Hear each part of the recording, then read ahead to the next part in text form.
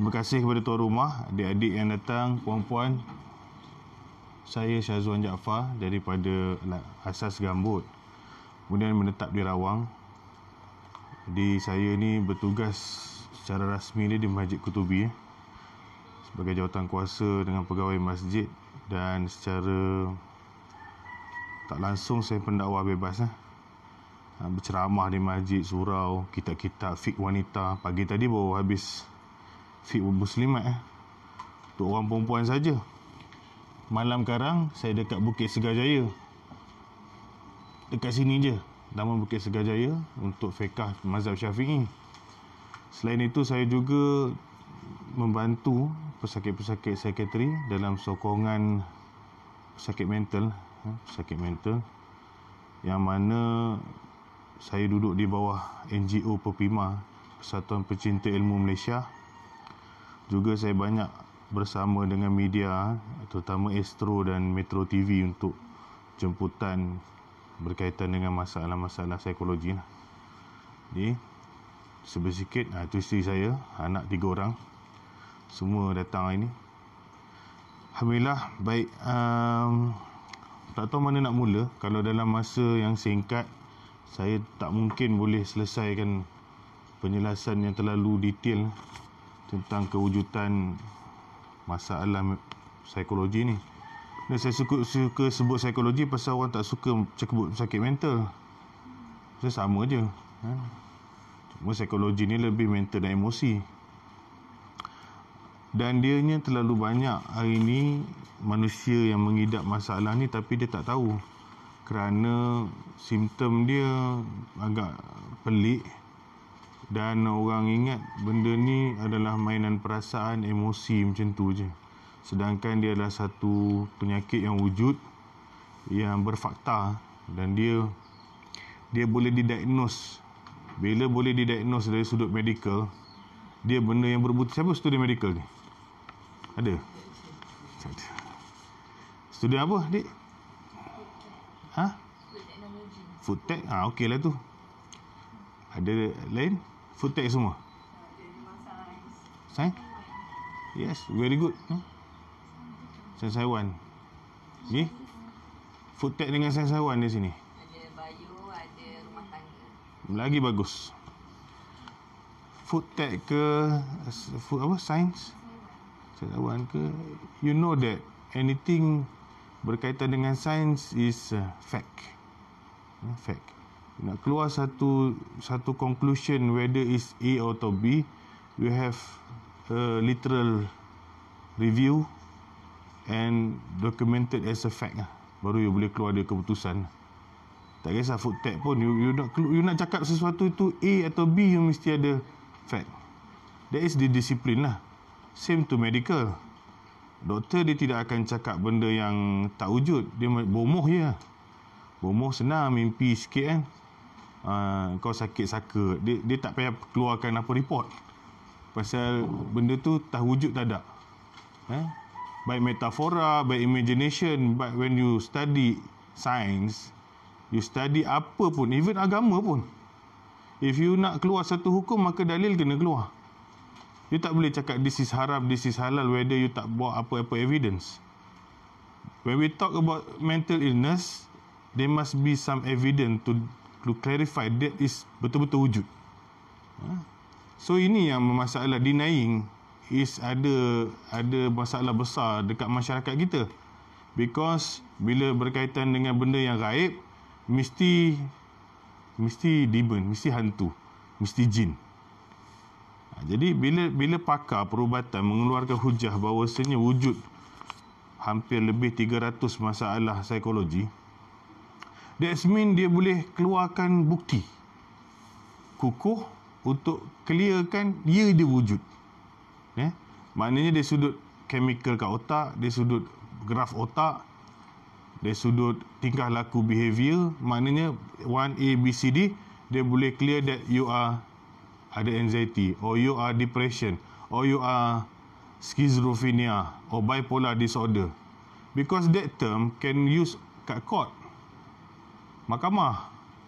Kalau you bertindak luar kawalan dan mahkamah sabit you salah, doktor boleh cakap dia ada sakit ni dan dia boleh keluar bukti. Dia keluar bukti. Dan bukti tu diterima, benda tu wujud. Sekarang kita nak cerita masalah yang ada di masyarakat sekarang ni, adanya wujud masalah mental illness, tetapi orang ambil ringan.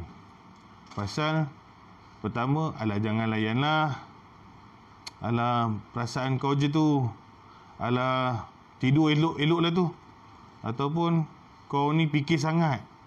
Ni sabarlah. Paling worst, kau tak semayang kot. Kau tak semayang, kau tak baca Quran. Apa kena-mengena tu dengan ni? Ya, ada kena-mengena, tapi bukan itu punca. Ustaz jumpa imam datang, masalah anxiety. Imam masjid, ustaz jumpa guru besar sekolah agama datang, setahun tak semayang Jumaat, anxiety. Takkan nak cakap dia tak semayang? Takkan dia cakap tak hafal Quran? Bahasa Arab pun dia tahu. So benda ni bukanlah berkaitan dengan hantu, saka, jin, tapi dia adalah benda yang wujud dan baru dijumpai bukti. Jadi bila ada bukti, kita have to accept. So bentuknya, Ustaz kadang-kadang tak pakai benda ni pun, semua ada kat note you. Yang ni saya bawa dekat LPPKN itu hari, tapi tuan rumah kita yang menyalin, saya tak tahu bila dia salin. Jadi dia buat balik, terima kasih lah.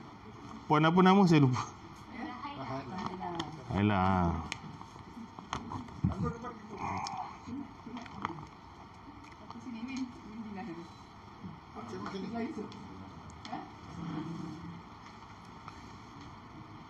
Apalah.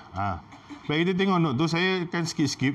Anxiety, kenapa saya sebut anxiety dekat skrin OCD? Ni dua adalah yang paling banyak masyarakat kena sekarang lah. Beside that 300 of jenis, 300 lebih plus itu ada dalam satu buku tebal yang kalau you jumpa sekretari, dia ada tepi dia. Kadang-kadang dia pun terpaksa buka kitab tu, dia punya kamus. More than 300 lah. So pecahkan tu children, they got dyslexia, ADHD, attention deficit, hyperactive, slow learner lah, apa semua tu, sampailah dewasa. Ada berapa banyak pattern pula, dan semua 300. Kalau cerita 300, saya pun muntah kot ni, dan saya tak mampu pun. Even though this two also I have to take one day, whole day for each. Tapi it's okay lah, for untuk just awareness boleh lah. Kita cover 1 hour. Okay, tengok yang page 1. Anxiety disorder is one of tertinggi buat masa ni. Saya tak ambil graf, tak nak ambil pie, carta pie. Cukup dalam report Kementerian Kesihatan dan sebagainya, 3 daripada 10 memang dah sangkut. Salah satu daripada 300 ni. This is rating yang betul lah. Jadi you can search Google dan get the detail lah. Pasal kalau saya nak bentang kat apa dalam akhbar pula, jadi macam assignment kita nak buat dekat universiti kan. Jadi you cari sendiri that data. Tapi 3 daripada 10, saya tak tahu dalam ni ada berapa orang, mungkin lebih daripada 3 orang lah dia kena. And the common mental illness that biasa orang kena is OCD and anxiety. Anxiety is the most lah. Last time dia gabung anxiety and OCD is one family, because kedua-duanya adalah keraguan, thought, negative thought. Yang anxiety risau setan, yang OCD risau pasal macam-macam lah, berjenis-jenis lah. Jadi kemudian dipecahkan kerana OCD ni dilihat lebih berat sikit. Jadi kita ambil yang ringan sikit, anxiety disorder. Ialah kebimbangan melampau, rasa risau yang boleh membentuk fizikal dan sebagainya, dan boleh mengganggu fizikal dan emosi. Spiritual, gangguan jin, emosi dalam surah jin jelas menunjukkan wujudnya jin. Ini detail penceritaan, tapi saya ringkaskan. Anxiety ni lebih kepada rasa takut yang melampau terhadap sesuatu. Orang yang kena benda ni, dia tak boleh tiba-tiba dia jadi risau tu.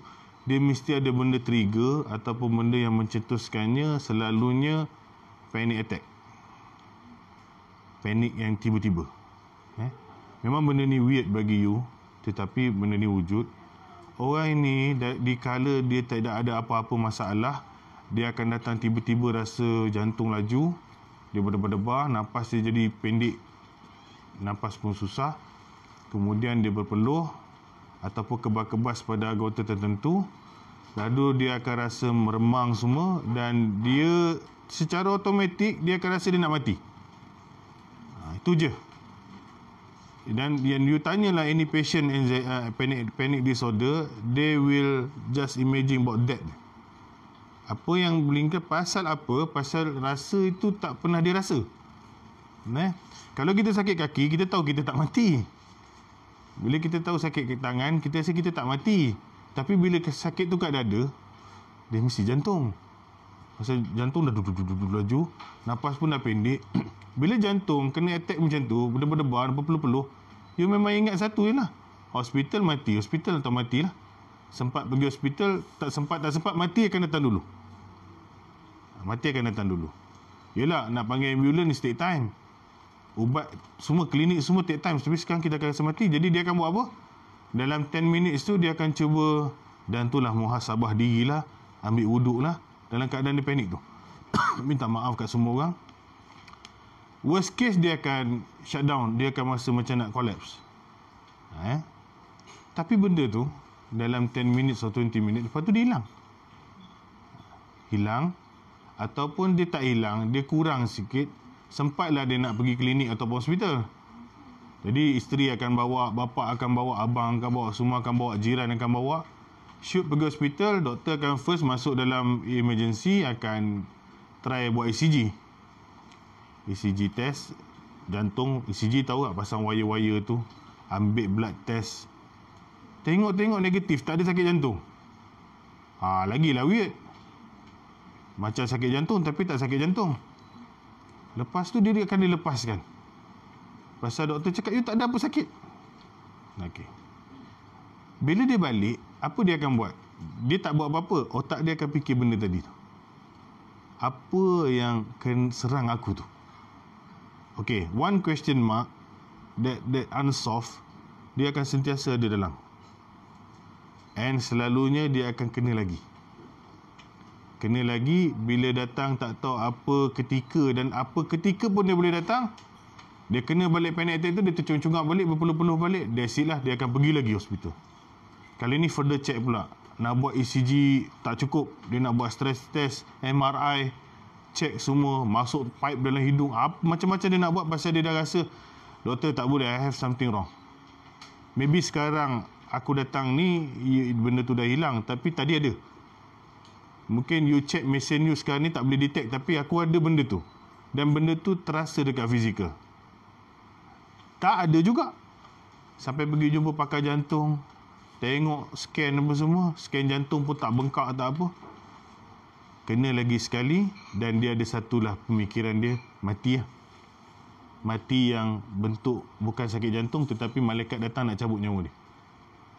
Jadi the moment tu dia sentiasa memikirkan, bila lagi aku nak kena benda ni. Orang yang dah kena berkali-kali ni, dia akan terus terletak kepala dia, ini adalah tanda-tanda aku nak mati. Bertitik tolak daripada itu, dia terus rasa takut atas semua faktor yang boleh buat dia mati. Makan dia akan takut. Kalau aku makan ikan, tiba-tiba jantung rasa macam ni. Dia nak keluar rumah, dia dah takut. Nanti kalau aku keluar rumah kena macam tu, tepi jalan aku nak buat macam mana. Nampak? Normal function dia dah mula turun. Sikap dia terhadap orang dah tak sama. Orang cakap macam biasa kerja, tapi dia duk fikir, nanti kan kejap lagi petang kan aku kena lagi benda tu. Jadi bila dia fikir banyak tentang risau, mati, sakit, serangan tu, jadi dia dah satu modul risau 24 jam.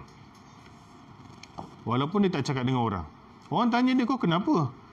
Tak ada apalah aku, tapi dia sebenarnya risau benda tu lah. Kalau dia banyak duit, dia akan pergi scan otak pula lah. Tantas kanser otak ke, kanser paru-paru ke, whatsoever. Kalau ada orang duit, dia habiskan duit kat hospital terus. And then dia mula start tulis wasiat. Dia rasa dia nak mati. Dia jumpa isteri dia, nanti kalau aku mati, ni hutang aku tak bayar lagi. Which is good lah. Tapi melampau pula takutnya tu. Lepas tu dia punya imagine, kalau aku mati esok, nanti hutang rumah aku siapa nak bayar? Bini aku tak kerja. Nanti siapa nak tanggung anak aku? Sekolah yuran anak. Jadi miserable tak orang ni? Miserable. Pasal dia dah fikir betul-betul dia nak mati. In that stage, they will, apa saja yang melintas tentang menjurus kepada mati, dia akan takut. For example, bunyi ambulans. Dia terus, dia rasa macam tak boleh dah. Tengok cerita dia gambar kubur, dia tak boleh. Tengok orang sakit, dia tak boleh. Tengok cerita sedih, tak boleh. Ni, lepas asar kalau macam ni mendung, dia tak boleh. Dia tak boleh tu bukan dia saja aku tak boleh. Dia dah rasa tiba-tiba datang that feeling. Suram, sayu, rasa macam nak nangis, macam nak sedih. Pasal dia dah diprogramkan terkena anxiety disorder. Kebimbangan yang tak boleh kawal. Daripada panic attack, dia beranak sampai dia kena anxiety. Jadi kat sini, malangnya dia akan sentiasa ada rasa macam-macam sakit. Pasal dia punya set minda dia dah tak berapa normal. Jadi kaki dia boleh sekebas tiba-tiba, jantung dia boleh ada cucuk-cucuk, urat tengkuk dia akan naik tiba-tiba, kat sini rasa tegang. Macam-macam signal boleh sampai. Dan benda tu wujud. Jadi lagilah miserable. Tunggu yang berdebar-debar, yang panic attack tu dah tak datang, tapi dia datang yang kecil-kecil pula. Mild. Kadang-kadang kebas kat muka, telinga. Asal telinga aku kebas ni? Mana ada orang kebas kat telinga? Pernah kena? Kalau kena pelik tak? Memang pelik lah. Bibir kebas. This is weird. Tangan dengan kaki kita can accept lah. Tapi tiba-tiba orang dah ada anxiety ni, kebas bibir ni. Otak dah mati dah ni. Tak kena stroke ke? Dan kalau kita tanya doktor, psikiatri, memang dia cakap, dia memang rasa benda tu. Dan dia memang wujud. Okay. Bila kita adu kat orang, kita adu dekat family pula memang best. Tak lain tak bukan, memang hantu raya lah kacau kau. That's it. Dia senang je. Gaib, tak nampak, tapi kau kena macam ni, tak lain tak bukan jin lah. Okay, jin. Jadi pakar-pakar jin pun datang. Ataupun dia mendatangi pakar-pakar jin, yang mana memang senang jawapan pakar jin, tak payah bawa apa skop pun, apa scan pun. Dia akan cakap, dah jumpa doktor belum? Dia magic word. Dah, doktor cakap apa? Tak ada apa-apa. Yes. Bila you dah clear dengan doktor, tak ada apa-apa, senanglah dia goreng. Pasal kalau dia cakap ada sakit lain, mungkin sakit itu punca. Okey dah, betul berapa kali pergi klinik? Tak ada. Dia pun pejam mata ke, buat ritual ke, tengok air ke apa ke. Adalah mungkin dalam 3 ekor kat engkau. Macam tu lah. So you will spend 1 ekor, sekarang ni mungkin rate dia dah 200-300 lah. Habislah kat 1000 untuk settlekan benda tu. Tak settle. Sebelum jumpa bomoh, you jumpa ruqyah syariah pula. Pakar-pakar peruqyah Islam, ustaz-ustaz taklah teruk sangat, tapi dia baca Quran lah. Dan dia tak buat benda pelik-pelik. Tapi you still macam tu juga. Pasal you punya problem bukan itu. Memang Quran disebut wa nunazzilu minal Qur'ani ma huwa syifa'. Seluruh Quran itu adalah ubat. Tetapi ini ada gangguan lain. Quran membantu tenangkan jiwa. Mungkin you akan reduce berapa persen, tetapi you tak solve that core problem. Cuma tak keluar duit banyak lah, pasal dia tak cakap pasal setan. Dia akan cakap gangguan jin bisikan. Tu ya memang ada. Kita tak nafi. Orang kena penyakit-penyakit macam ni lagi dibisik lah, supaya getting worse. But bukan dia yang masuk dalam tu merasuki dan dia jadi macam tu. No. Jadi baca Quran pun dia akan relax je. Tak ada tindak balas meracau ke, macam masuk hantu ke, tak ada. Lala dia tanya, ustaz dah habis dah? Dah, ada apa-apa rasa? Tak ada apa pun. Memanglah pasal tak ada apa-apa.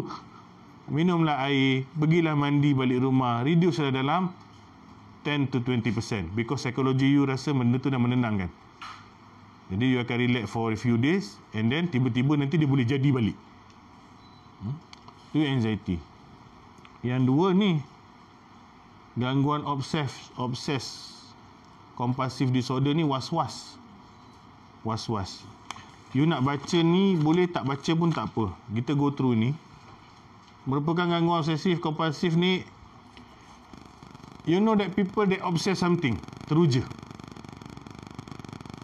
Dia pecah 4. Nanti kita akan cerita 4 subjek yang dia akan obses. Tetapi seluruh orang yang ada obses ni, dia dalam dia memang ada obses something dah. Dia ada module of obses tu. Kalau dia nak apa pun dia tergesa-gesa, nak apa pun tak nyempat-nyempat. Kalau tak dapat, tak boleh. Jadi dia akan jadi A, B, C, D je. Tapi struktur awal, dia orang yang obses. Sebab tu kita jangan jadi orang obses something. You nak benda, kalau you dah tak boleh, kalau tak dapat tak boleh, jaga. You dah ada bibit-bibit benda tu. Jadi obses ni keterujaan melakukan sesuatu secara berulang-ulang sebagai respon kepada ketakutan atau kerisauan. Sebab tu saya cakap dia still anxiety. Pasal dia risau sesuatu, jadi dia terpaksa ulang sesuatu. Repeat. Fikiran was-was yang terus-menerus mengganggu perasaan kuat untuk mengulangi sesuatu meskipun tak logik. Merupakan salah satu gangguan psikologi dan mental. Ni tak nampak lagi dia punya sebab dia dan bentuk-bentuk dia.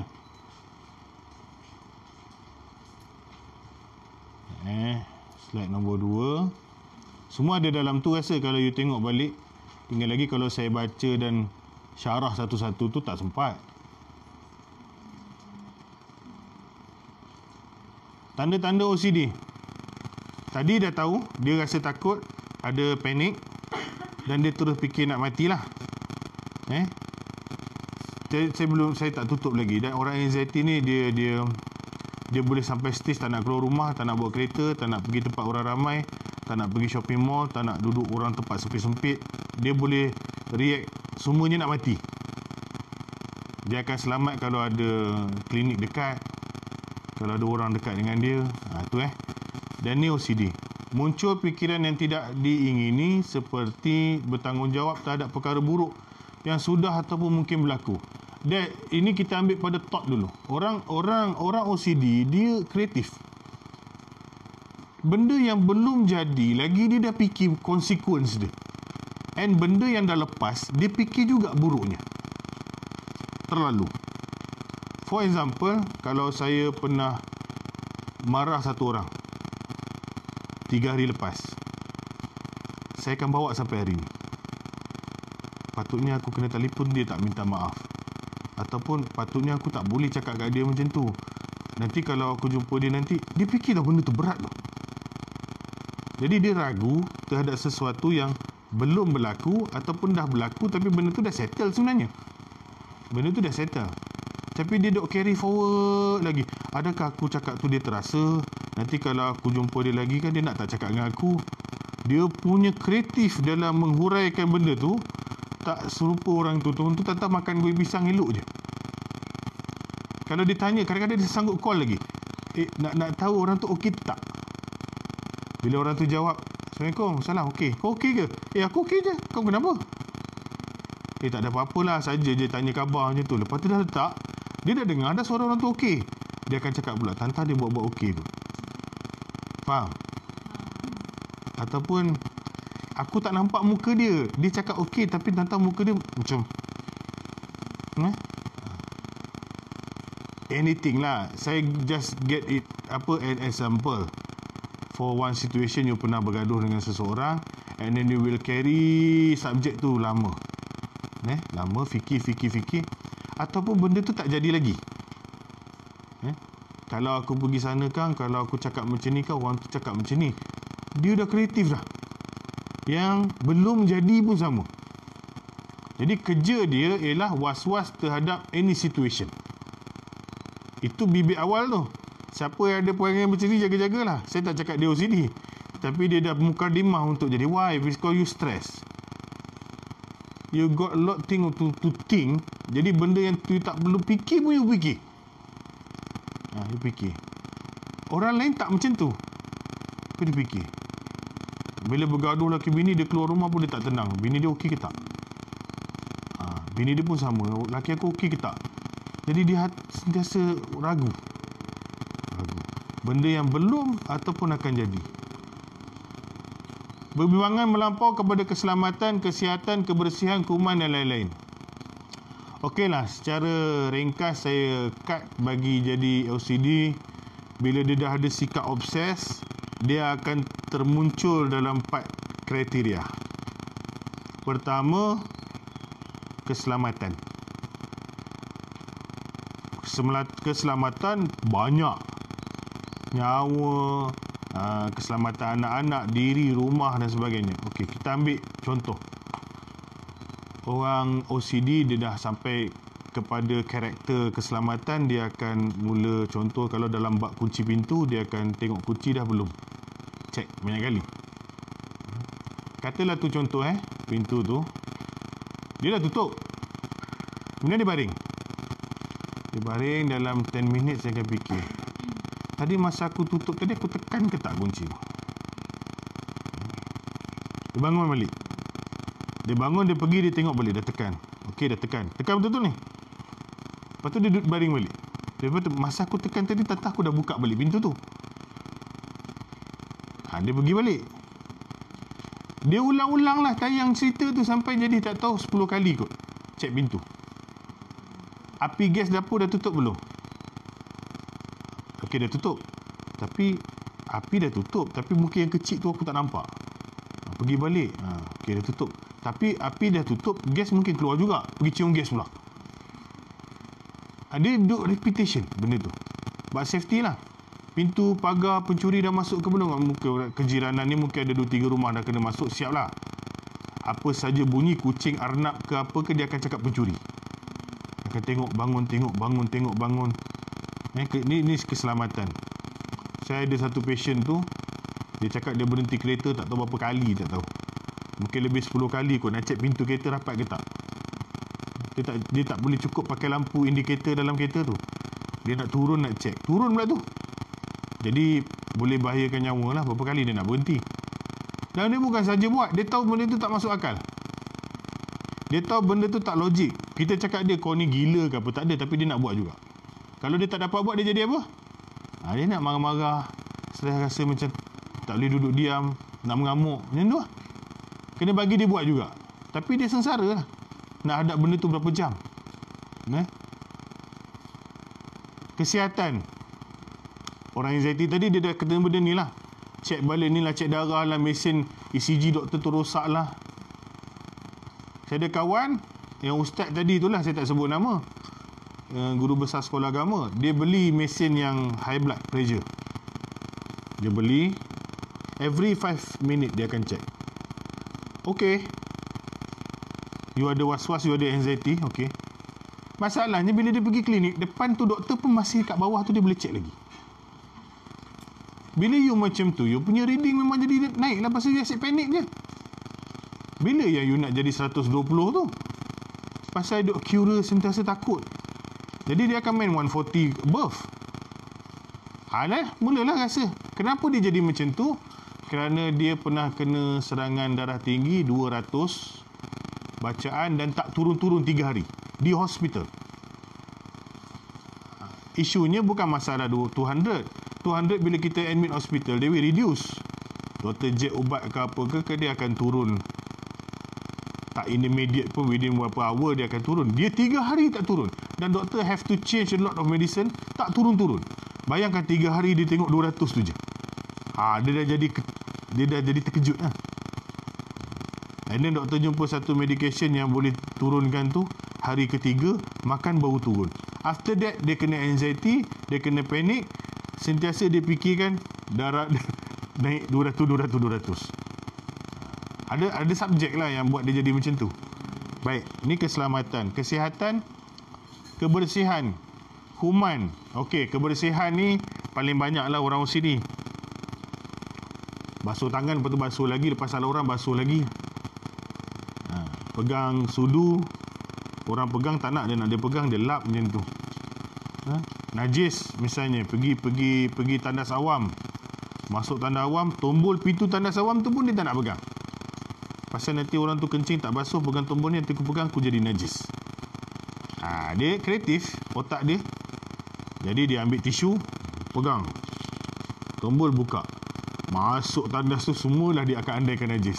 Dengan kepala paip tu, dengan tempat duduk tu, dengan simen. Jadi semua najis kat dalam dia punya view. Macam mana dia nak kencing, buang air kecil, siaplah setengah jam ataupun sejam. Dia akan cuci satu toilet tu dulu. Ni sifat dia lah.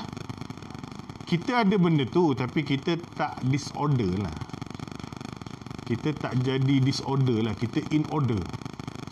Biasalah kita geli ke apa tu biasa, tapi dia orang bila buka pipe kena pakai kertas. Kepala pipe tu nak pegang pun dah kena pegang kertas. Lepas tu dia akan cuci pipe tu dulu, cuci tempat tombol tu dulu. Bila cuci tempat tombol tu dulu, terpercik pula air. Kena simen tu tendang balik kena kat kain dia pula. Okey, dah 3-4 spot kena, tak apa. Dia basuh kain dia pula. Lepas tu macam mana nak duduk kat toilet bowl ni? Memang cerita ni cerita dalam jamban, tapi kena cerita lah. Dia basuh lah. Basuh, dia ambil tisu, dia lap. Itu normal, kita pun macam tu. Tetapi dia lebih ekstra. Dengan terpercik, dengan apa semua dia kira. Jadi dia akan duduk dalam minimum half an hour. Tapi kalau orang OCD betul-betul, more than 1 hour biasa. Saya ada patient umur 21, mak dia datang cakap anak saya dah tidur terus dalam jamban. Tidur bukan pasal nak bersihkan jamban. Pasal tandas rumah dia mesti dah bersih. Dia tak settle dia punya mandi wajib. Dah mandi, rasa tak kena. Ambil wuduk, rasa tak kena. Duduk berapa tangki tak tahulah. Orang macam ni kalau dendam dalam laut pun dia rasa tak cukup juga. Pasal dia dah ada satu penyakit. Nanti kita ceritalah sebab dia kenapa. Dia bukan saja. Kalaulah ada baby kencing ataupun orang air kencing, kucing ke, dekat satu simen, dia akan habiskan berjam-jam untuk cuci. For example, terletak air kat situ. Satu spot air kencing. Macam mana kita nak cuci? Pakai mop kan, dia transfer balik. Dia takkan pakai mop. Jadi dia ambil kain. Dia akan lap. Betul tak kawasan tu? Okey. Dia akan bawa benda tu pergi dapur. Sinki. And then dia basuh kat sinki. Habis lah. Bila basuh kat sinki, semua akan spread lah. Pasal titik-titik tu akan terpercik-terpercik. Okey, dia perah. Tangan dia pun dah najis lah. Kepala pipe tu pun akan jadi najis juga. Ini dia punya view. Okey, dia perah. Air tu dia lembab-lembab sikit. Dia akan repeat yang tu. Okey, masa dia repeat tu, dia akan bayangkan yang air yang baru datang dengan najis tu, pusing, ada lagi. Masih campur. Okey, boleh. Bawa balik. Macam mana nak settlekan benda ni? Sampai 40 kali pun dia akan jadi macam tu. Lap lagi. Lepas tu dalam sampai pakai tisu lah sekali. Lepas tu dia kena cuci dapur dia juga. Pasal dah banyak sangat percik. Dapur pula, buat repeat yang sama pula. Makanlah 2 jam lagi untuk settlekan dapur. Ni tak tahu berapa jam. Ni kesian orang macam ni. Samalah najis mukhalazah pun. Kalau anjing lalu kat pagar dia, siap lah. Kalau dia langgar pagar tu, dia pun samak dia punya seluar juga. Anjing mana kita nak kontrol? Tong sampah kita pun dia akan main. Tayar kereta dia akan main. Pagar pun dia akan langgar. Tapi orang ada OCD, dia nampak anjing dah main kat tong sampah, kejap lagi dia buang sampah, terkena pula baju dia. Alamak, baju aku kena samak. Betul ke kaedah tu? Sebab tu kita kalau kena najis ada ain. Air kencing tu kena kat kita, ada bau warna dan rasa, baru kita cerita. Anjing kalau dia duduk mana-mana, kita bijak balik tapak tu, dia tak jadi apa. For example lah, Mutusami ataupun satu kawan kita, Acong, mailing ke apa, dia beli anjing, dia pegang. Oh Salma, apa khabar, lama tak jumpa. Dia salam kita. Kita kena samak ke? Fikir macam tu. Kena samak ke? Kalau siapa cakap fikir macam tu, pergi kursus fik balik. You ada problem yang besar. Tak pernah dibuat dalam mazhab mana-mana dalam fik Islam. Kalau kita salam dengan orang beli anjing, kita kena samak tangan. Tak ada. Jadi kan dia peluk anjing dia letak anjing kita, dia salam kita kena samak. Tu kalau tak tu kena belajar betul balik tu. Najis tak transfer pihak ketiga. Susah kalau macam tu, dia salam kita, lepas tu dia pegang anjing. Kena macam tu. Macam tu. Ini bab fiqah lah, kena belajar lain lah, buat kelas lain lah, betul-betul. Taklah. Tapi orang macam ni, dia akan samak badan dia rasa anjing kena, dah bersama-sama pula semua tempat. Isu troli dulu pun sama kan. Samak semua troli. Basuh dengan sabun dah. Kita bukan tahu mana satu. You agak-agak mana yang terlibat dah lah. Kuman. Dia orang OCD ni bersih.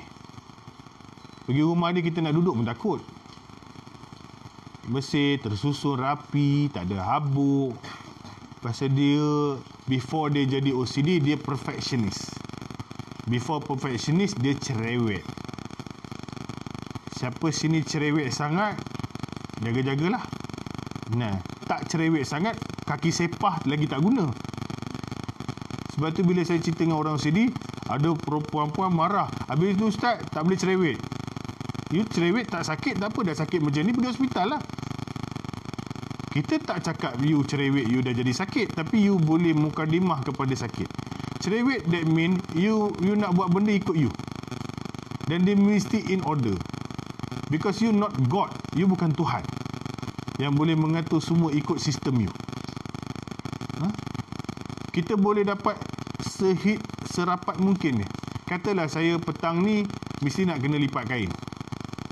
Tapi Tuhan takdirkan hujan, baju tu pun tak boleh nak kering. Takdir Tuhan. Tapi dia tak boleh. Dia akan rasa macam ni lah, tension lah. Aku dah kacau dah jadual aku ni. Dia nak marah siapa ni? Buat malang karang tak boleh. Tak boleh. Lari struktur tu tak boleh. Malangkah aku nak masak. Saya cakap ni, benda ni dia boleh beranak dalam diri you. You semai benda ni jadi macam ni, susah. Mana masak. Lepas masak kan, lipatlah kain tu balik. Tak boleh. Dia time tu dah lari. Aku nak kena tidur. Dia dah ada struktur. Sebab tu saya, patient yang anxiety OCD, selalunya datang daripada perangai. Kalau you ada anak yang ada masalah mental illness, saya akan tengok mak bapak dulu, suspek utama. This is normal term. Kalau saya polis, saya nampak ada kes pembunuhan ke apa kan, di satu rumah, suspek utama siapa? Yang di luar rumah ke dalam? Dalam. Polis tak akan pandang luar. Ada pembunuhan, dia tak akan pandang. Dia cakap jiran semalam datang, okey tu. Subjek utama, suspek is you yang dalam rumah. Kita tangkap you dulu. Tuh. Ada dadah dalam rumah ni. Kita report polis. Tuan, saya dah jumpa dadah lah 1 kilo dalam rumah ni. Suspek utama is you. Dia tiba-tiba akan gari. Apa gari saya yang call. Jom kita settle dulu balai. Pasal ni saya pernah kena. Saya duduk di hadapan rumah yang depannya ada barang enjin kereta banyak. Luar rumah. Jadi saya duduk di depan rumah itu 2-3 orang. Polis datang. Dia bukan nak tangkap saya. Dia datang, dia nak buat check up. Saya kebetulan depan tu, tahu-tahu kena gari lah. Saya cakap, itu tuan rumah tu ada dalam tu bang. Bang pergilah ketuk rumah tu. Nampak Dia luar rumah orang. Itu rumah saya kenal. Dia pergi ketuk tu, bapak dia komen. Dia cakap, mana saya tahu enjin kereta siapa? Kalau aku jumpa dadah depan ni, aku nak ketuk orang dalam rumah ke aku nak tangkap kau dulu? Diam. Gari. Yes. Mental illness, bila you ada ngadu anak you sakit, aku tengok mak bapak ni dulu. Pasal ini boleh jadi punca utama dia sakit. So, the suspect utama is environment yang paling dekat dengan dia. Dan selalu kena kantoi, memang itu pun jadi. Cek. Lalah mak tu kaki kepung, anak dia ni tak boleh, tu tak boleh. Saya pun rasa saya dah bersalah dah. Ada, tu mengaku pun. Dia lahir dari perut you. Dia besar dalam rumah you. Kenapa dia boleh kena macam ni? Kalau dia daripada keturunan, biologi, siapa bayar bio? Kalau benda daripada bio, daripada kromosom you, daripada lahir dia dah perangai ni. Tapi kenapa bila dia when she is 21, she 20 become like this? First, the environment dalam rumah. Kedua, baru aku cari kawan-kawan dia. Ketiga, baru tengok tempat kerja. Empat, baru tengok tempat belajar. Pasal dia mesti datang daripada satu sudut. Selalu mak bapak ada that character. Tapi mak bapak is ego. Dia hantar anak dia cakap, dia tak nak cakap. Itu masalah dia. Saya tak cakap lah orang kat sini kan, orang kat sini terasa pula. Ni just cerita. Kuman Salam orang, lepas tu dia pergi basuh tangan dia sampai hancur tangan. Habislah segala Dettol apa semua pun dia pakai. Dan tak boleh sharing. Sharing benda tak boleh. Orang tak boleh tidur tilam dia tak boleh. Dia orang panggil tu perfectionist. Sebenarnya dah karut dah tu. Karut. Classes pun dia tak boleh tengok benda tu berbelak. Kita pun tak boleh tengok, tapi dia lagi tak boleh tengok lah. Nampak macam orang pegang-pegang kat gelas tu, dia akan cuci. Nampak ada cap jari kat mana-mana, dia akan cuci macam tu. Bagus, tapi dia kalau tak buat dia sakit. Dah tak bagus lah. Kalau kita halang dia daripada buat macam tu, dia keluar simptom macam-macam. Okey. Mengambil masa lama untuk bersuci, mandi. Tadi saya tengok ni, agama lagi satu. Agama ni pecah dua. Tauhid dan amalan ibadat fizikal. Ambil fizikal dulu. Orang was-was wuduk lambat. Mandi wajib lambat. Wuduk dia boleh patah balik. Wuduk balik. Baru patah balik. Wuduk balik. Patah balik wuduk. Dah sampai tercungak-cungak tu, dia semayang pun lambat. Nak pasang niat dulu.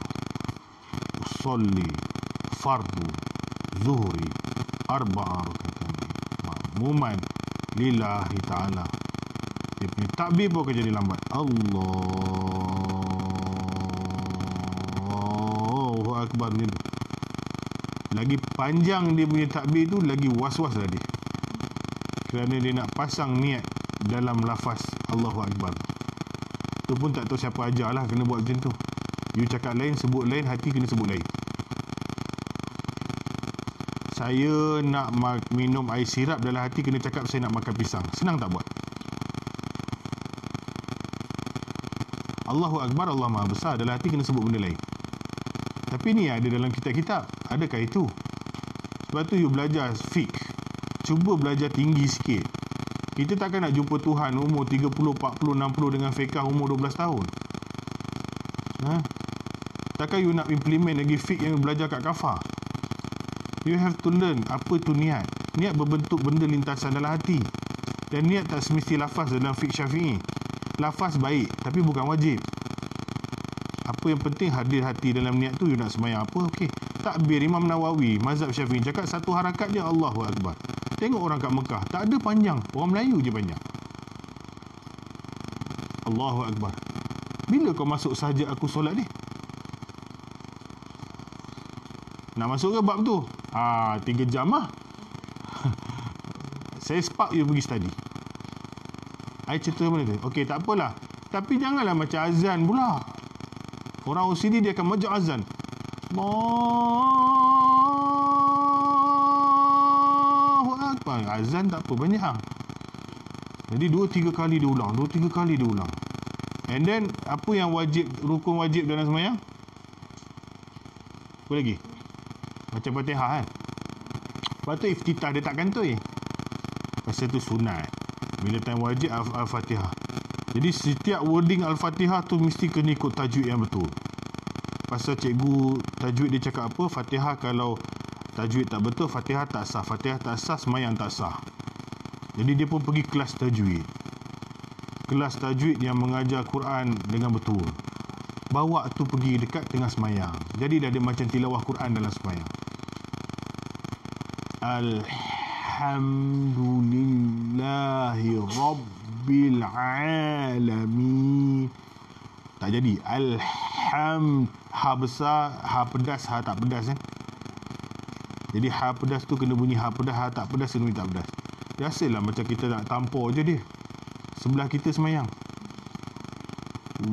Walau dot ni antara Nabi Muhammad dia boleh sebut betul.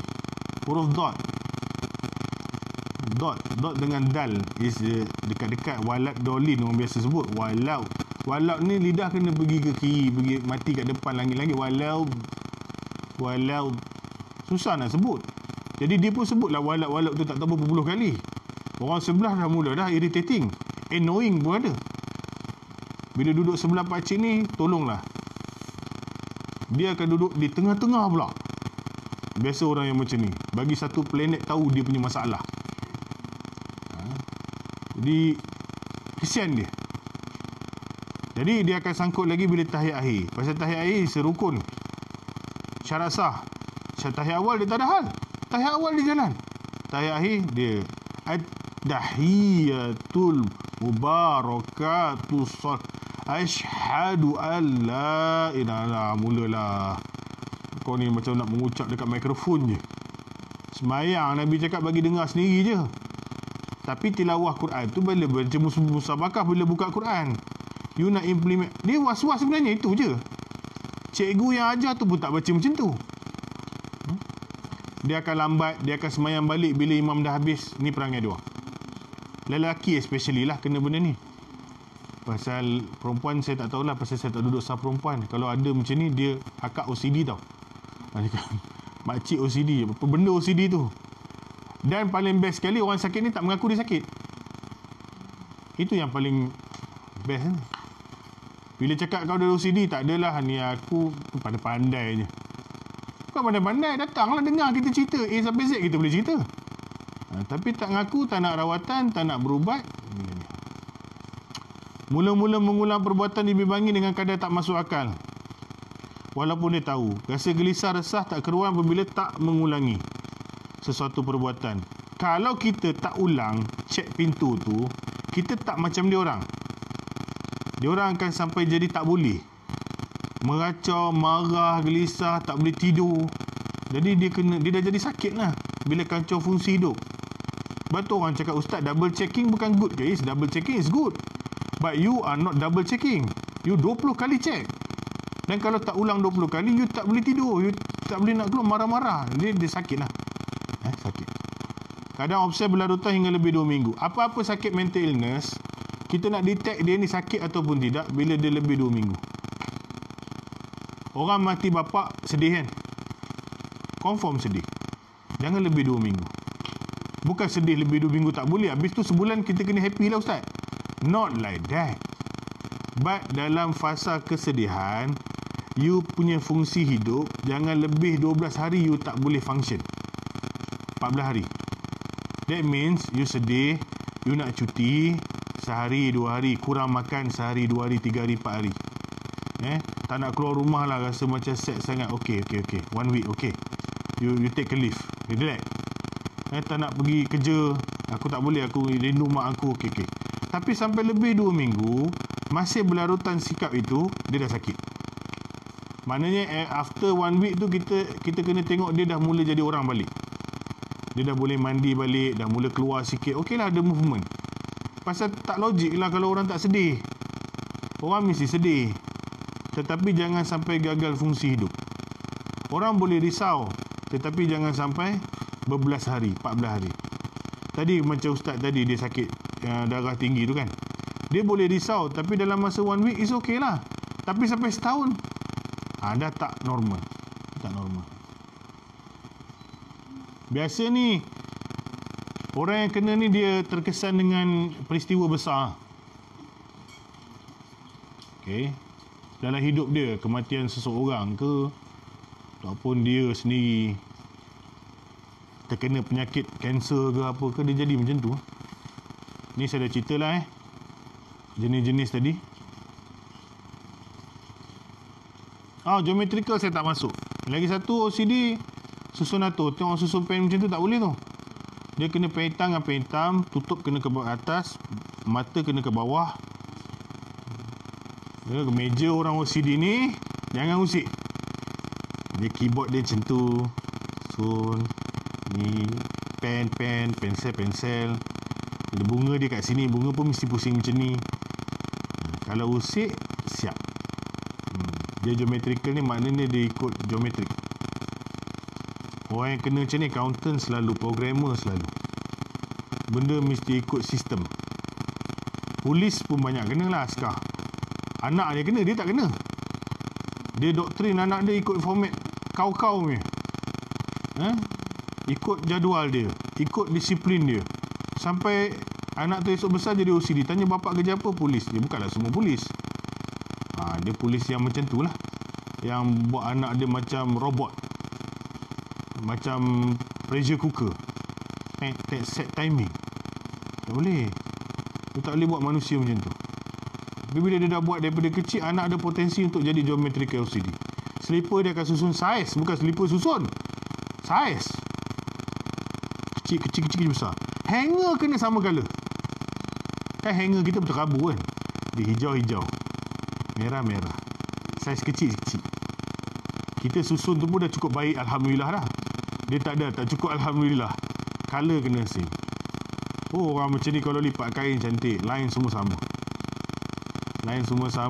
Saiz baju sama. Kalau kita pergi rumah orang OCD, memang ni macam masuk museum, art gallery. Tak ada apa yang sengit langsung. Semut seku pun tak boleh ada.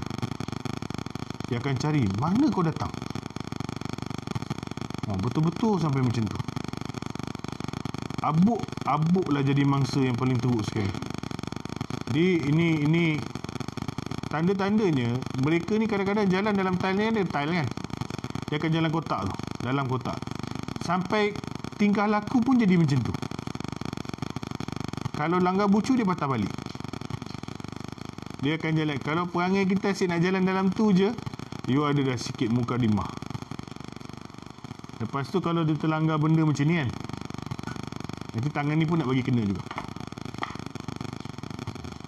Kalau dia tutup lampu tangan ni, nanti tangan ni pun dia nak bagi kena. Dia masuk satu tempat jalan tu, balik dia nak masuk jalan tu juga. Kadang-kadang dia rasa macam missing something. Tadi kaki dia masa langgar batu tu terkena kaki ni, dia patah balik, nanti nak bagi kaki ni pula kena juga. Ada kan sikit-sikit perangai macam tu. Ada sikit-sikit tak apalah, tapi dia lama-lama jadi bukit, jadi macam tu nanti. Ni geometrical, banyaklah. Dia tak boleh tengok gambar sengit frame. Frame ni ada sengit sikit ni. Ni dia akan buka klip je. Dia akan tak boleh.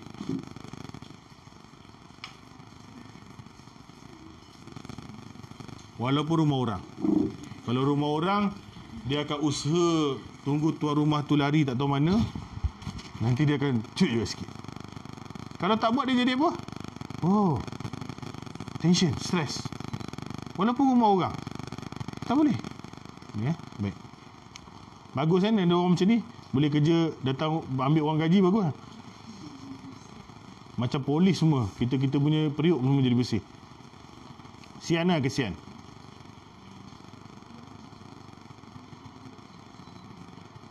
Tak ada apa ni. Sekejap. Tengok punca.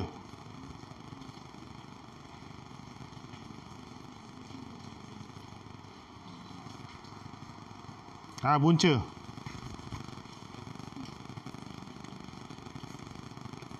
Ada air tak? Minta maaf lah, minta. Air kosong tak apa. Sorry Kita minta maaf lupa. Tak apa. Ni kita dah start lambat sikit. Kita habis dalam pukul 4 kan. Cuma saya tak sembahyang Zuhur lagi ni, pasal saya keluar sebelum waktu Zuhur. Saya tak apalah, ikutkan boleh jamak pun.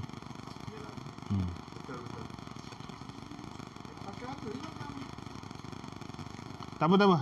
Sambil dia ambil tu. Okey, punca. Tak tahu punca. Tadi saka semua cerita ada ke tak Pertama, agama spiritual. Thank you. Terima kasih.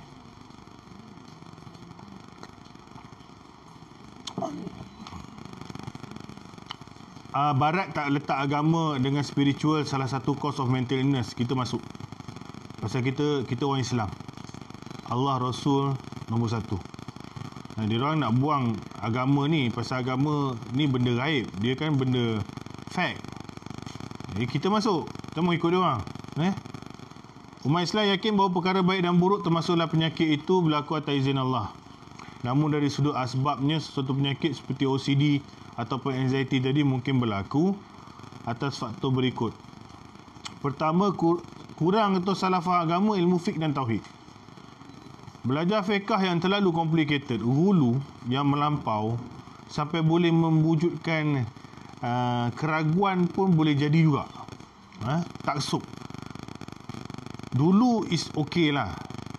Bila kita menuntut dengan guru satu kitab lama tu, sampai sekarang saya pergi satu pejabat, saya tak nak sebut lah, besar punya pejabat kerajaan.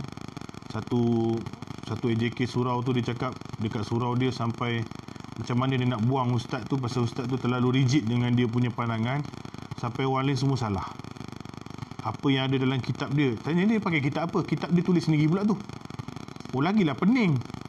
Who endorse you tu buat satu hukum? Benda dah ada, you have to refer je. Who are you? In the first place, who are you?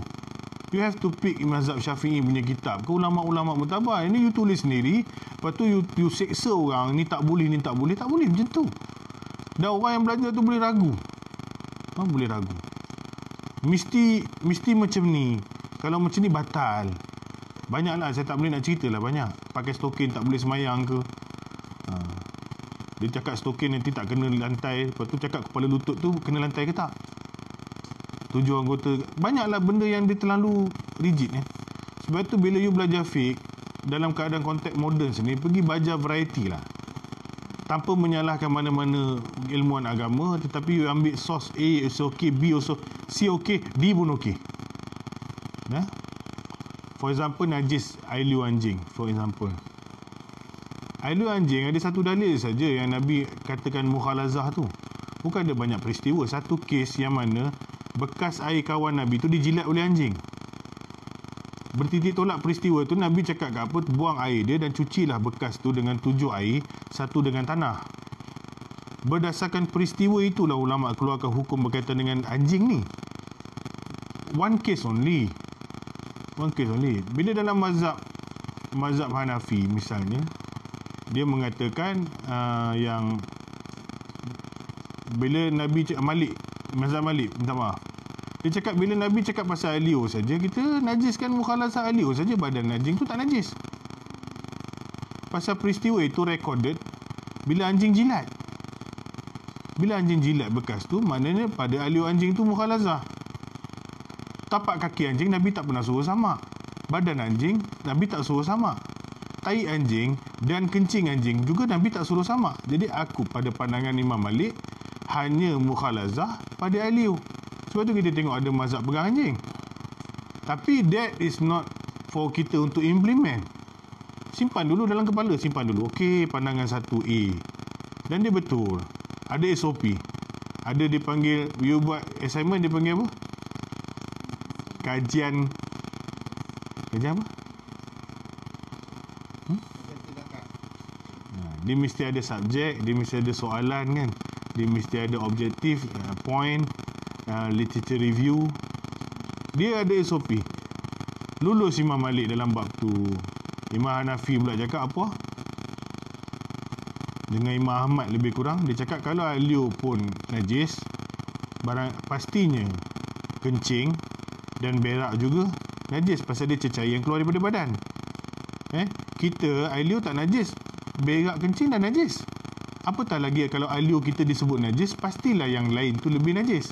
Jadi samaklah apa saja yang datang basah daripada anjing, yang kering boleh pegang. Nampak? Betul juga. Data Imam Syafi'i, semua yang ada pada anjing tu najis belaka. Termasuklah peluh, termasuklah apa. Pasal air liur subjek yang paling patutnya tak najis, tetapi najis pada anjing dan menyerudukkan seluruh tubuh dia adalah najis. Semua kena sama. Semua SOP betul. Bila you fiqah you sempit, susahlah doktor veterina. Susahlah polis yang bawa anjing. Pada dia kena pakai sesuatu yang boleh dia beribadat dengan lebih mudah. Tak payah itulah cerita bibik kerja rumah orang lah. Orang kapir. Dia terpaksa masak babi, anjing ada kat dalam rumah tu, luar rumah dia kena mandikan anjing. Macam mana dia nak semayang? Takkan dia nak samak dia hari badan dia? Ataupun dia nak samak rumah bos dia? Ataupun lala dia samak anjing tu? Jadi kat situlah fiqh pada konteks macam ni. Bila you belajar dalam tempat yang rigid, yang sempit, mesti macam ni, dari lama-lama otak dia jadi confused. Selalunya memang daripada tu lah. Orang yang nak dekat dengan agama, jumpa salah guru tu pula mesti macam ni, zikir mesti 1000 kali. Lepas tu cara nak bertaubat, kau kena duduk sini berbulan-bulan, duduk dalam gua ni, lama-lama terus fuse dia putus. Daripada Sayyidina Umar pembunuh ganas, Nabi suruh dia mengucap terus boleh jadi orang Islam, tak ada pun apa banyak masalah. Datang satu orang, kau tak boleh, kau kena puasa 2 bulan berturut-turut, kau kena makan sekepal je nasi, kau kena zikir ni 40,000 kali. Matilah kawan tu. Mati. Sebenarnya bila dia dah bertaubat, dia kosong dosa. Buatlah dia, ajarlah dia semayang. Dia ajaran sesat, fit tauhid. Tauhid ni pun samalah. Nak cari Tuhan macam mana rupalah, ada tangan ke tak ada tangan, ada kaki ke tak ada kaki, duduk kat mana. Confused sebab tu, bergaduh-gaduh. Tuhan takkan duduk atas aras tu duduk. Takkan dia ada kerusi. Dia Tuhan. Dia mana perlu macam makhluk yang kau fikir kenapa? For the first place, buat apa you fikir? Kerana soalan itu tidak akan ditanya dalam kubur maupun Tuhan akan mempertanggungjawabkan awak. Saya nak tanyalah, Tuhan akan tanya tak berapa color yang ada pada sayap Jibril? Kalau you tak boleh jawab, masuk neraka. Betul ke macam tu? Pasal subjek tu you tak tahu. Tak tahu, buang buh tepi. Wallahu alam. Habis cerita. Tuhan melahirkan manusia bukan untuk fikir dia. Dia duduk macam mana, tangan dia macam mana, rumah dia dekat mana, suka hati dia. Pasal dia Tuhan. Dan Tuhan dah cakap, benda gaib aku tak bagi tahu kau banyak, melainkan sikit. Roh. Duduk sekarang roh ni dia pakai baju warna apa? Baju krokodil ke apa kan? You nak tahu benda yang you tak patut tahu, you jadi gila. Banyak masyarakat gila sebab nak mentakwil mutasyabihat, benda yang dia tak perlu tahu. Dia nak kaji jin, jadi paranormal, dia gila. Dia nak kaji malaikat, dia dah diberitahu apa? Sayap ada 2, ada 1, ada 600 Jibril punya sayap. Dah lah. Jibril ada 600 sayap. You menung pula. Macam mana? Tantar kat kepala pun ada juga kot. Tak ada kajian akademik untuk suruh buat macam tu. Dan kalau salah ke tak betul ke, dia tak ada kena-mengena dengan iman dan takwa. Bukan itu yang Tuhan perintahkan untuk dibuat, dan kita tak dipertanggungjawabkan atas isu itu. Tetapi malangnya pelajaran tauhid yang dibawa oleh guru-guru yang sesat, dia suruh fikir benda yang tak nampak. Jadi you akan pakai imagination yang tinggi. Lama-lama jadi gila isim. Tu yang banyak cakap sorang-sorang. Belajar agama untuk jadi normal, bukan untuk jadi gila. Orang gila belajar agama jadi normal. Ni orang normal belajar jadi gila, itu bukan ajaran agama namanya. Itu orang tu yang patut sakit mental paling tinggi sekali, Tok Guru tu. Jadi ini banyak kita jumpa orang kalau dah kena sakit ini, susah nak repair. Dia nak keluar daripada kepercayaan tu susah. Lepas tu belajarlah. Ilmu daripada mula awak dapat kat mana, itu yang penting. First, cari yang normal. Yang dalam Jabatan Agama Islam keluarkan dekat surau-surau masjid, so okey lah. Jangan pergi tempat yang pelik-pelik. Ajaran sesat tu saya ceritalah, beromoh lah pakar sekali dalam bab menyusahkan lagi orang.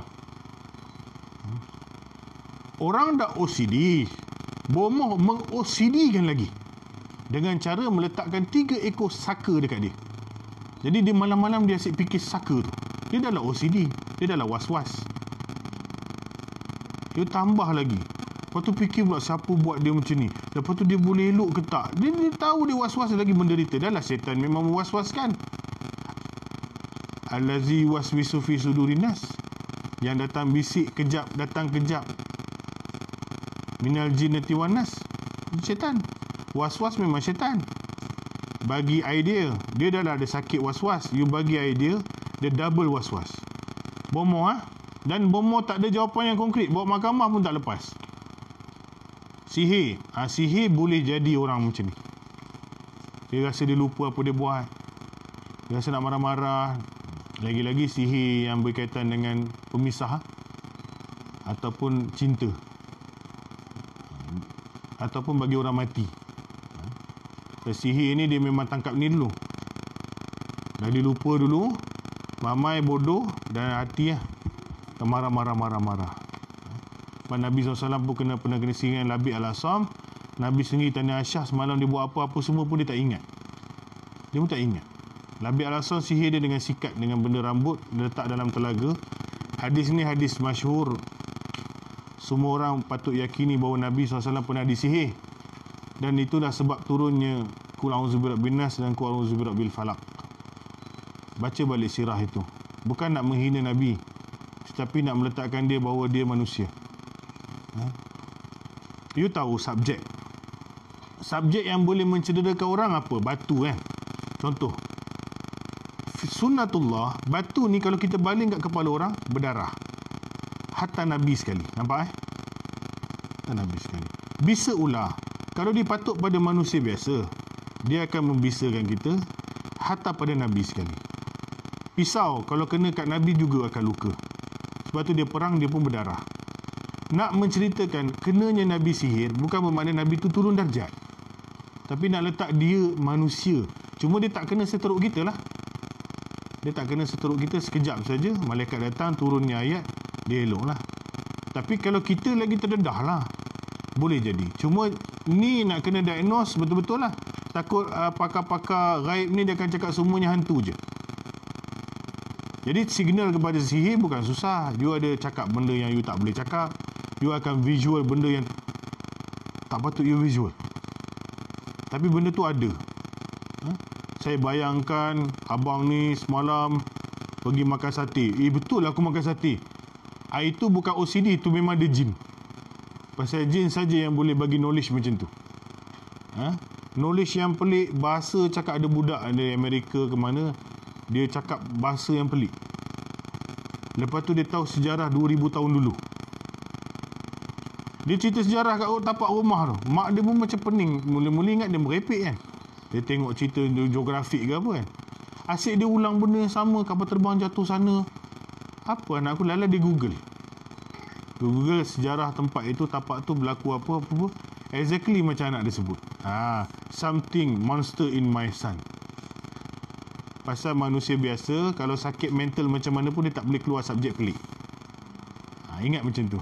Sakit mental macam mana pun dia tak boleh cakap makcik ada 3 orang anak. Dia tak boleh cakap macam tu. Melainkan dia ada knowledge lain yang datang. Itu kita cerita jin.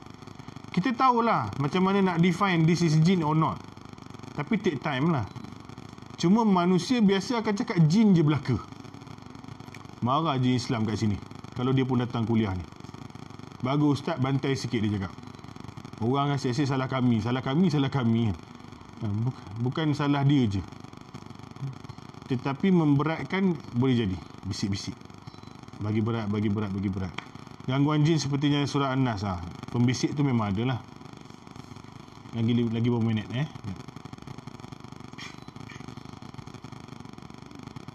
Ini salah satu penyebab spiritual.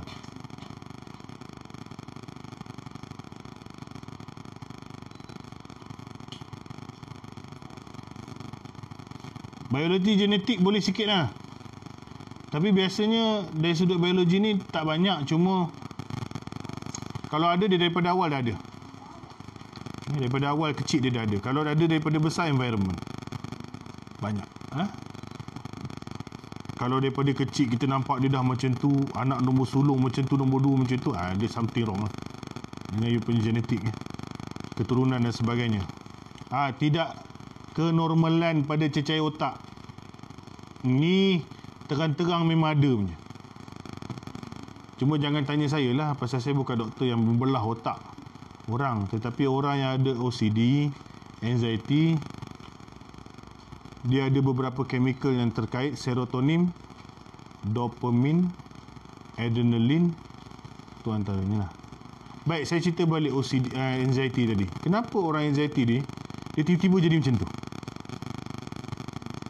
Tiba-tiba. Adik tahu tak? Semua manusia Tuhan bekalkan booster ataupun turbo button ni yang kita tak sedar, memang dia ada kat semua kita. Bila berlakunya benda itu keluar, bila kita ada subjek yang menterkejutkan kita, for example, kalau ular masuk rumah, kita punya jantung kan kenapa tu? Adrenalin tu nak keluar, kita akan kebas-kebas, nafas pun jadi pendek untuk lawan atau lari, fight orang kan. You ada double ataupun triple energy untuk lawan ataupun lari. Sebab tu bila kita dalam keadaan macam tu, kita tengok kita boleh lompat pagar tu yang kita tak pernah boleh lompat. Kena kejar anjing tiba-tiba, macam mana aku boleh panjat pagar ni? Sekarang kalau suruh panjat 2 jam tak selesai. Tapi masa anjing kejar boleh dengan kain-kain batik tu lompat. Itu tu booster tu Tuhan bagi. Lari pun boleh lari, anjing kejar dan potong anjing lain lagi. Tapi benda tu dalam 10 minit, 20 minit. Dia tak boleh lama. Kalau lama mati. Ataupun lawan ataupun lari. Sebab tu lawan, tengok orang mengamuk, dia boleh angkat kursi kan. Macam mana dia boleh buat macam tu? Orang cakap hantu dah masuk 3 ekor. Bukan hantu, dia sendiri boleh buat macam tu. Sebab tu bila orang Syria mengamuk, orang ingat jin, dia kena pegang 3-4 orang. Tak. Orang yang kena panic attack pun boleh buat macam tu. Pasal dia ada booster tu Tuhan bagi untuk react terhadap kecemasan. Ada subjek, you akan jadi macam tu. Pokok pun macam tu, letak api kat pokok tu, dia ada react dia. Kucing kalau gaduh macam mana rupa dia? Itulah dia. Dia nak lari ke dia nak bedal kawan tu? Ekstra tenaga. Ulah. Bila orang ni jadilah macam ni. Bayangkan kita duduk sini, pencuri masuk rumah, terus jadi macam tu. Semua signal keluar. Semua dirembeskan. Nak lawan ke nak call polis ke apa. Semua orang ada benda ni. Cuma malangnya orang yang kena panic disorder, dia keluar tanpa ada subjek. Tengah tengok bola, tengah tengok TV. Kenapa dia boleh keluar tanpa subjek? Pasal subjek dia berlarutan panjang. Dia takut dah banyak. Dia stres dah banyak. Jadi dia punya sistem dah tak ikut signal. Dia punya sistem dah rosak. Dah sebulan dia tension. Dah sebulan dia takut kerja tak siap. 2 bulan, 3 tahun. Jadi trauma campur penat, campur stres, lama-lama tiba-tiba tengah tengok bola, dia keluar not in order. Tu saja. Sebab tu anxiety disorder, panic disorder, tak terkawal. Nah, bila tak ada subjek, dia jadi gila lah. Apa benda kena kat aku ni? Kalau ada subjek, dia tak kisah. Tu chemical yang kena kat dia lah, adrenaline antaranya. Orang OCD, serotonin ni menatang apa pula lah ni? Neurotransmitter yang sambungkan sel otak. Ingatkan susu DHA tu je yang sambungkan otak. Itu dalam bab cerdik. Ni bab nak detect benda tu dah ke belum. Dah buat ke belum. For example,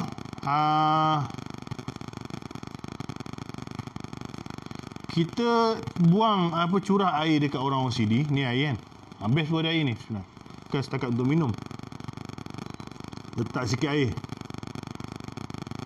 Basah dah tu.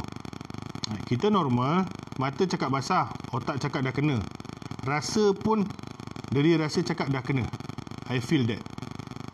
Orang OCD, neurotransmitter dia problem. Bila air kena, mata cakap dah nampak, rasa tu cakap tak kena. Function untuk rasa tu. Jadi dia tak sambung sel info tu untuk cakap dah.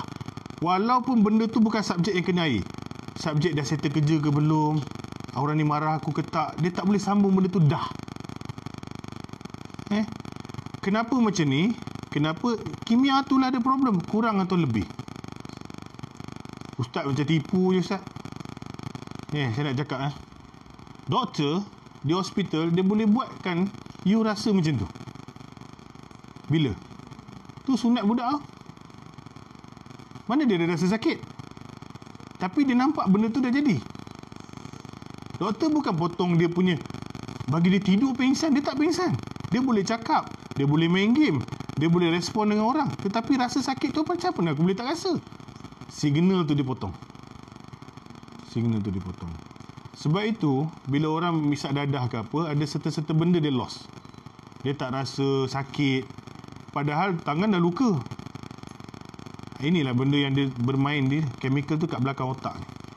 Jadi orang OCD kena repair benda ni. Ini buatlah macam mana pun, kau jangan layan ke kau tak layan, dia dah tak rasa. Saya berapa kali patient kena ambil wuduk depan saya. Dah. Dia pun pandang. Dah ke Ustaz? Dah lah, aku nampak dah kena dah. Duduk lagi pipe tu. Kalau boleh, kalau kita belah, dia nak ambil lagi. Dah, pergi semayang. Dia tak puas hati tu. Lantaklah puas hati tak puas hati. Tapi andai kata kat rumah, pasti dia tak habis lagi ambil semayang. Okey.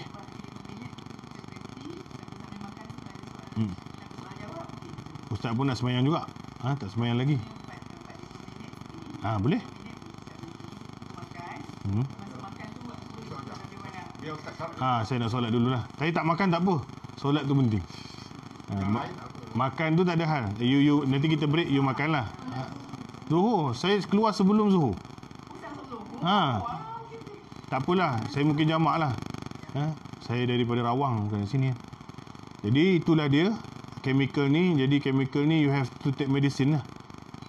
Ada makanan yang dia tak boleh makan pasal trigger chemical ni. Kopi, kafein dan sebagainya. Dan ada makanan you kena tambah pisang, omega, you kena makan ikan keli untuk benda tu naik. Tapi jangan pandai-pandai pula. Tak pergi jumpa doktor. Saya ada OCD lah, bedal pisang ikut suka hati. Tak boleh lah. Ni saya cakap roughly. You have to check. Manusia ada darah tinggi, ada kecil manis. Mana boleh ambil benda ni as a medical? Saya bukan orang medical. Apa saya cakap is a general knowledge yang umum. Jangan ambil tu sebagai, dah pergi kursus ini, dan aku boleh baikkan OCD. No. You takkan baik. Macam tu. Dia ada dipanggil CBT training. Berapa bulan punya fasa, homework kena buat. Dia ada latihan, ada ubat kena makan. Banyak cerita dia. Jadi sampai situ dulu. Nanti kita akan sambung sikit lah. Nak habiskan punca. Nak habis punca. Lepas tu dah boleh tanyalah apa nak tanya.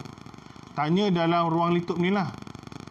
Kalau tanya pasal benda lain kang, saya tak tahu sangat. Yang dalam dua ni boleh ditanya.